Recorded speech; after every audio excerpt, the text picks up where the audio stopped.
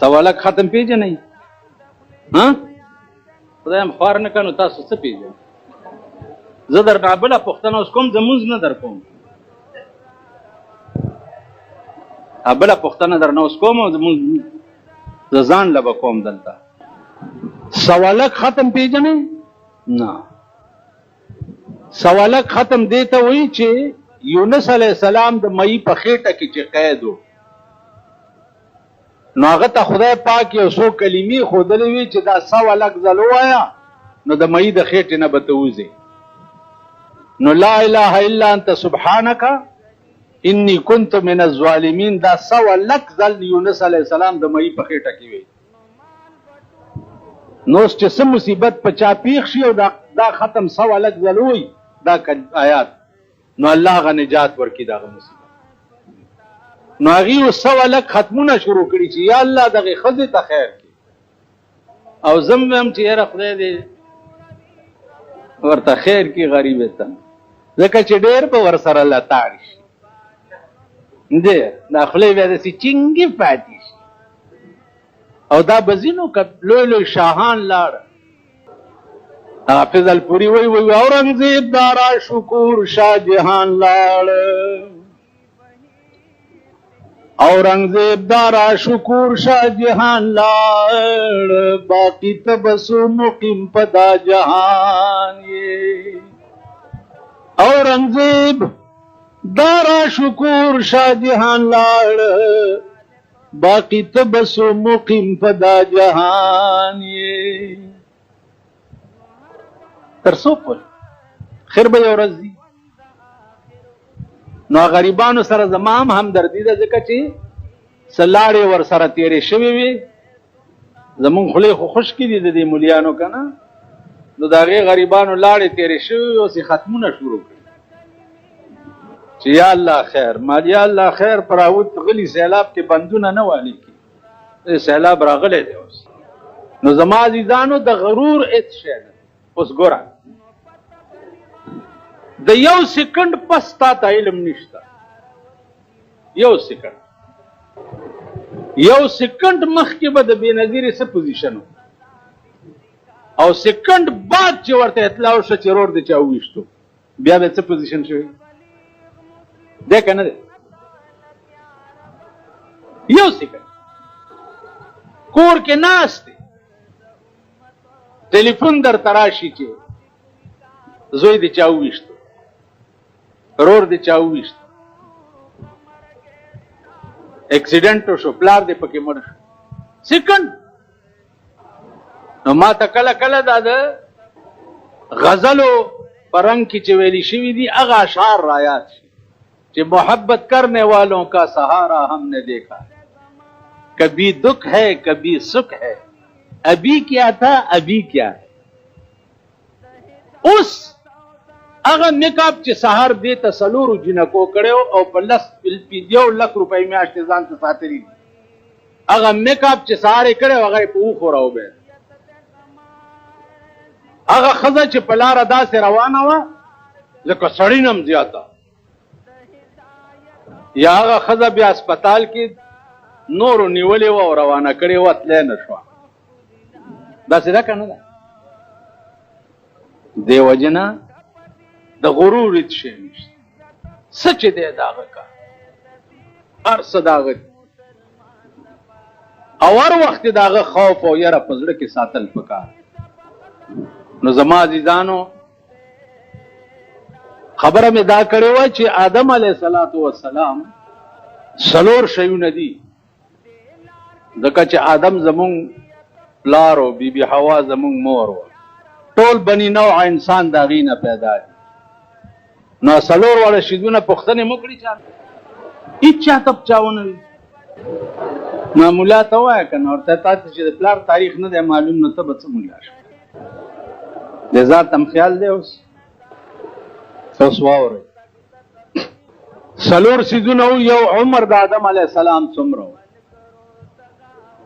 یو چې وفات کېدو اولاد یې څومره پرېښی و،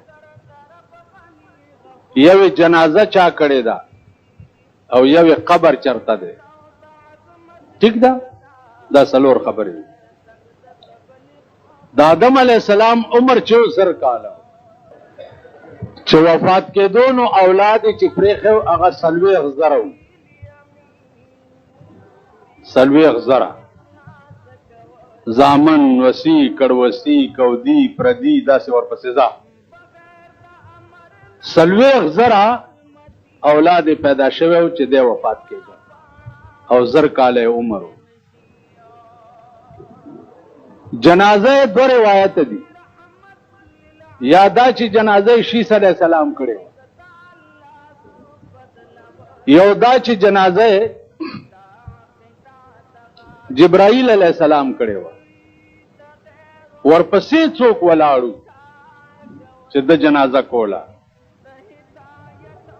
ورپسې ملائکی ولاړې وي. ملائکو له جنازه ورتله دا خړونبه زلو. نو علما لیکي چې ملائکو ته اول جبرائیل علیہ السلام جنازه وښوده چې زه چې ودرېږم او تاسو راپسې ودرېږئ نو 4 تکبیره به وایئ. نو اول ملائکو ته جنازه دا به تاسو له پېښور ښار ناصر خان اسلامی کیسټ هاوس بیرون کچهری گیټ اشرف روډ سرای فقیر خان د ناصر خان سره سات ملاویږي. خیف کم ځای کې دی، خو دومره خو معلوم کې چې مسجد خیف کم ځای کې دی، یا په مسجد خیف کې دی او یا په مکه معظمه کې جبل ابي قبیس چې دی. په دې جبل ابي قبیس کې دننه په یو غار کې دا 4 سواله مې در باندې کړي، 4 واړو کې فیل شوي. خدای مل شه سره د استادان عمر 0 کاله اولاد 40,000 پرېښو او جنازه جبرائیل علیہ السلام کړي و یا شیس علیہ السلام او قبر یا مسجد خیف کې دی یا جبل ابي قبیس مسجد. اج چا کړي تاسو اجیان شته درکې؟ ها قاجی ها خدای دې خوار نه کړه اجنب د انکار کوي. حج دې کړي چا کړي؟ مسجد خیف چرته ده؟ کم ځای سره څنګه دی؟ مدینه منوره کې احد لته دی. ها کم ځای کې دی؟ څومره دی؟ ها او مسجد خیف درته پته نشته؟ دا پته وکړه. تاسو پوه شوئ جی؟ عرض مې دا و چې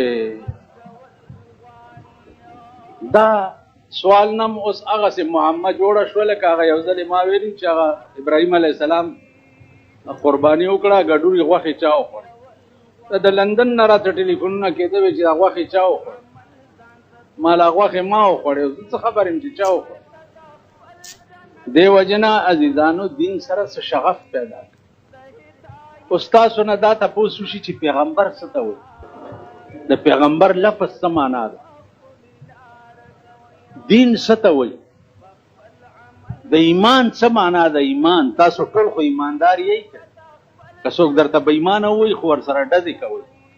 تا ته وایي چې هلکه د ایمان لفظ څه معنا ده. مسلمان له دا نه ورځي، د اسلام په معنا نه پوهېږي، د دین په معنا نه پوهېږي. قرآن کې یو آیات دی یسألہ من فی السماوات والارض کل یوم هو فی شان. الله فرمایي چې هر ورځ د الله په یو نوي شان کې، هر ورځ. نو یو بادشاہ علما لیکي چې د قرآن تلاوت کولو د شپې چې دې آیات ته څه وخت کې را رسېدلی دی چې کل یوم هو فی شان، هر ورځ د الله په یو نوي شان کې نو درېدلی دی. چې د هر ورځ د الله نوی شان چې دا څه شی دی، ټوله شپه یې سوچ کړی دی خو هېڅ کشف ورته نه دی شوی چې هر ورځ د الله نوی شان دا څه شی. سار چې دربار تراغه نو خپل وزیر اعظم ته وي چې نور کارونه به اله کې چې تر څو پورې به ماته د دې جواب نه را کړی چې کل یوم هو فی شان. الله فرمایي چې هر ورځ د الله په یو نوي شان کې نو ماته به دا مسله خه زه دې مسله کې نښته ماته به دا مسله خه. وزیر اعظم چې نو هغه هم د پاکستان غوندې وزیر اعظم و آپ دې څه پیدا چې کل یوم هو فی شان څه معنا ده وی جمال لګ مهلت راکړه چې سوچ وکم. کور ته تللی دی خفه پروت دی خپل غلام ته تپوس کړی دی چې صاحب ولې خفه یې وی بادشاه رانه د یو مسلې پوښتنه کړې ده زه خو پې پوهېږم نه اوس دام ضمیر اجازت نه ورکولو چې چا ملا ته لاړ شم او دا پوښتنه ته وکم چې کل یوم هو فی شان هر ورځ د الله په یو نوي شان کې نو وزیر اعظم به اوس مولا نه څنګه پوښتنه کوي. اوس که هغه ورځ کې مولا نه پوښتنه کړې وی خو جواب به ورکړی وی. اوس بله خبره ده چې موږ په دې ملک کې داسې وخت کې راغلي یو چې تیره جمعه د آدم علیه السلام خبره چې ما کړې وه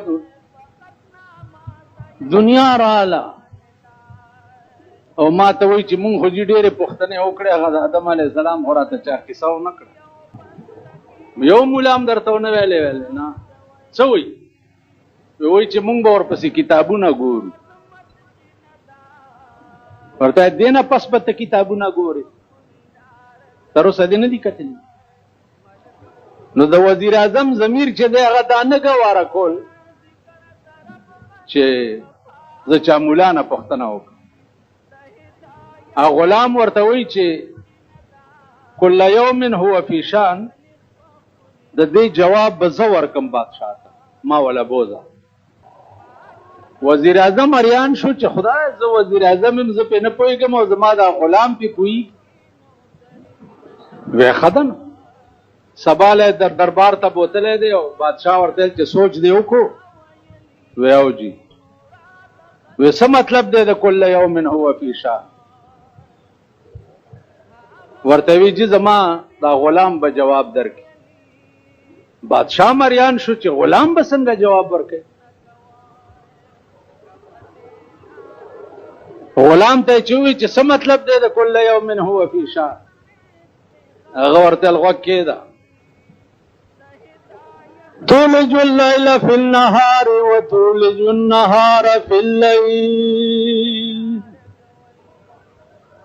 تخرج الحي من الميت وتخرج الميت من الحي وترزق من تشاء بغير حساب.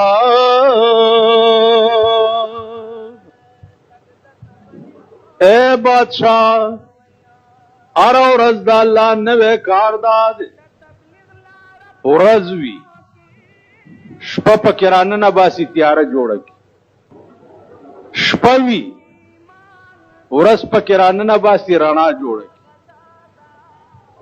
یو کار هر ورځ د الله نوی نوی داد.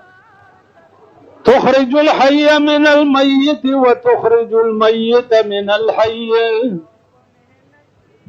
بل کار هر ورځ د الله نوی داد چې د ژوندي نه مړی پیدا کی او د مړي نه ژوندی پیدا کی. بادشاه ورته وایي چې په دې ړومبي خبره خو پوه شوم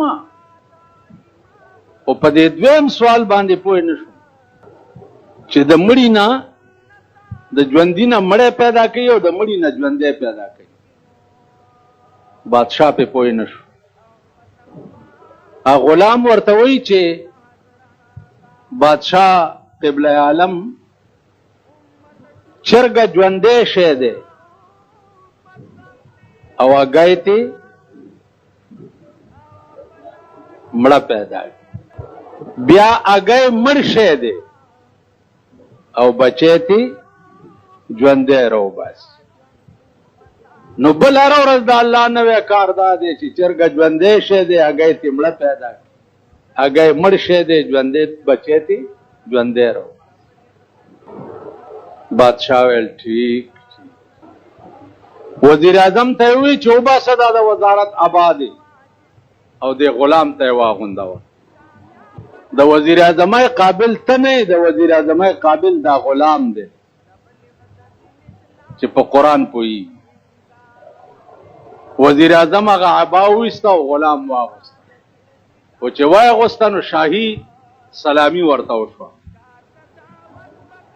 غلام بادشاہ ته وایي چې غوږ کېږده چې دې ټیم کې د الله یو نوی کار درته بل وښیم.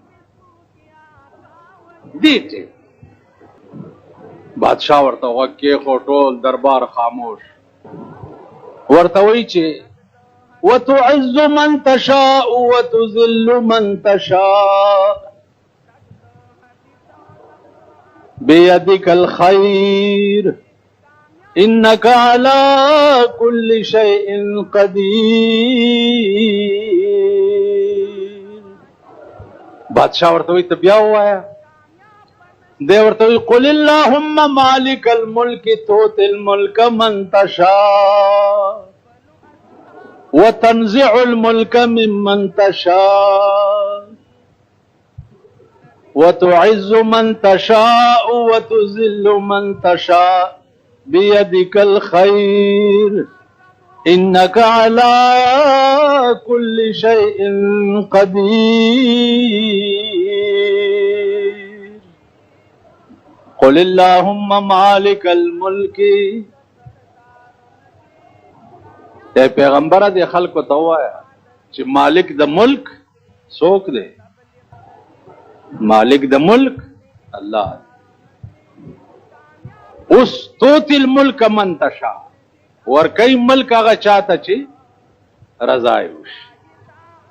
وتنزع الملک ممن تشاء، او اخلي بادشاهي د هغه چا نه چې رضا یې وشي. عزت ورکي هغه چاله چې رضا یې وشي، ذلیل کوي هغه څوک چې رضا یې وشي، او خیرونه ټول د په لاس کې. ځکه چې انک علی کل شیء قدیر، الله په هر څیز باندې قادر دی. اے بادشاہ اوس د الله نوی کار دام دی. اوس چې دا وزیر اعظم او زه غلامو، لا ورځ د شپه راغلم نه ده او مغه وخت دی اوس زه وزیر اعظم کړم او دا زما غلام. تاسو خیال راغی؟ نو په دې کائنات کې عزیزانو ټول تقسیمونه د پروردگار عالم دي. سکند کې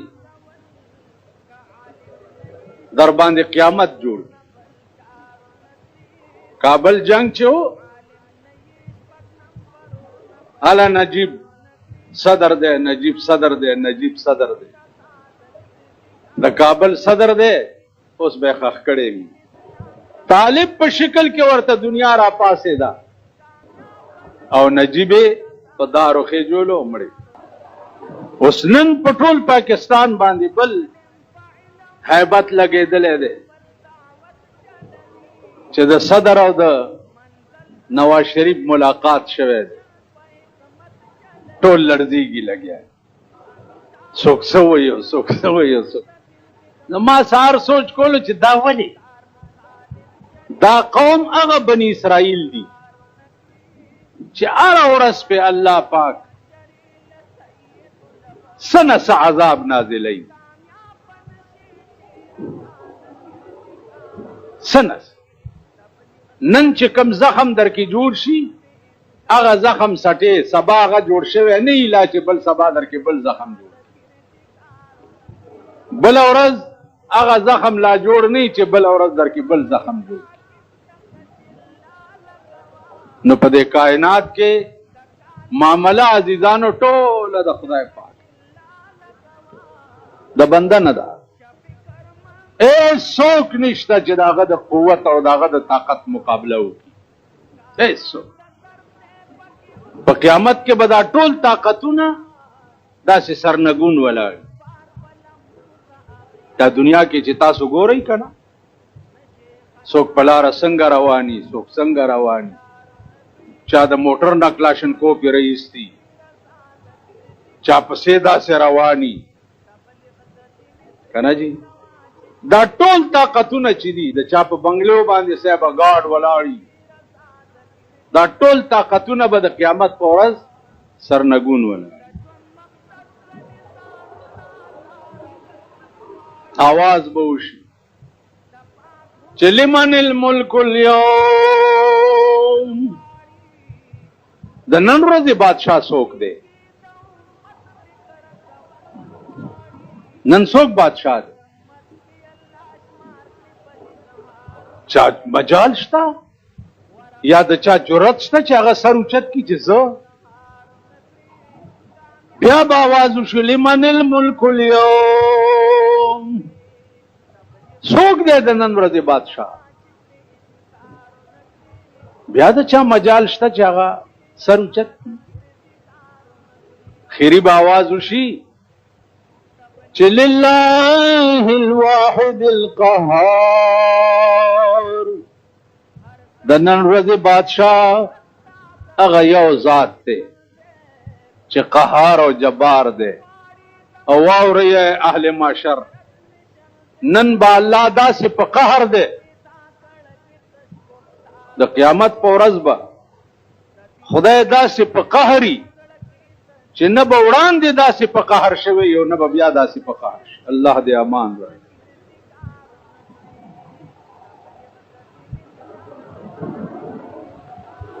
دغه یو ورځ به د خدای د عظیم قهر نو عزیزانو عرض مې داو چې چرې په هیڅ شي باندې غاوره نه شي غرور نه کوي قدرت درته هره ورځ نوې نوې کرشمه ښیي سیکنډ پس تاسو وګورئ چې په ملتان کې په جومات کې ګولۍ چلولي اوس دا خلق به په مانځه نیت تړلو ټایم کې څه نیت او دا علم ورته نو چې دا نیت به ملا سلام نه یې ګرځولی او موږ سره به بل څه چلو شي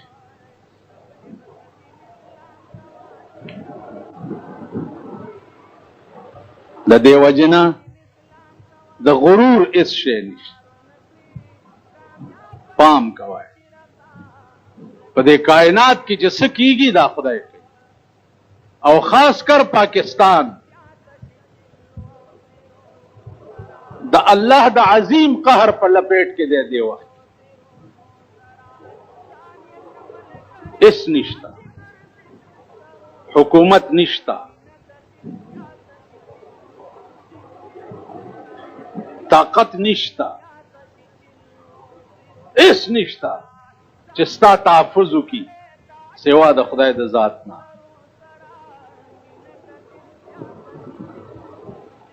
د خدای د عظیم قهر په لپیټ پېښور وګورئ پنډای وګورئ لاهور وګورئ ملتان وګورئ کراچۍ وګورئ تھرو آؤٹ لاین یې درته په خپل قهر عظیم کې رانیولی دی او هره ورځ درته ښیي چې داسې مې وکړه داسې تا سره هم کولی شي داسې تا هم کولی شي اوس خلاصېږئ به په څه خلاصېږئ به په دې چې تل قوم خدای ته متوجه شي ټول قوم هله به خلاصېږي یو خبره تاسو ته وکړم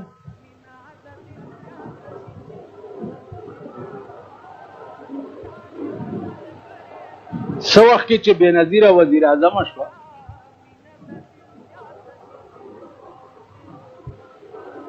نو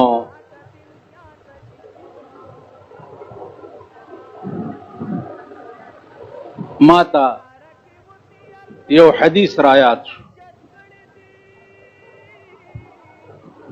رسول الله صلی الله علیه وسلم فرمایلی دی دا ما ویلی دلته چې لن یفلح قوم والله امره الى امرأه هغه قوم به ښه ورځ نه ګوري چې کم قوم والی ښځه جوړه کړي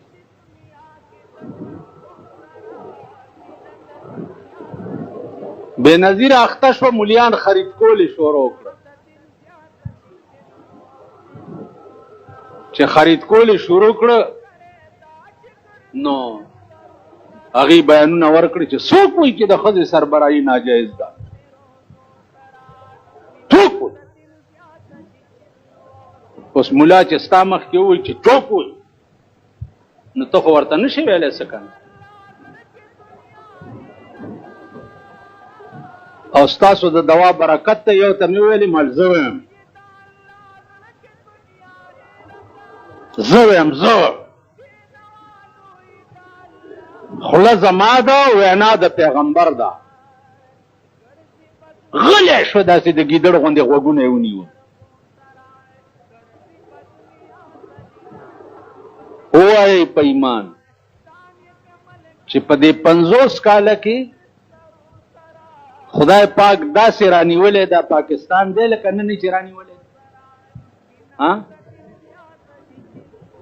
لن يفلح قوم، ښه ورځ به نه ګوري هغه قوم ولا امره الى امرأه چې کوم قوم ولایت ښځې ته وسپاري. د دې ښځې نه ان شاء الله دا ولایت به خدای واخلي. اوس هغه مليانو سوالک ختمونه شروع کړي.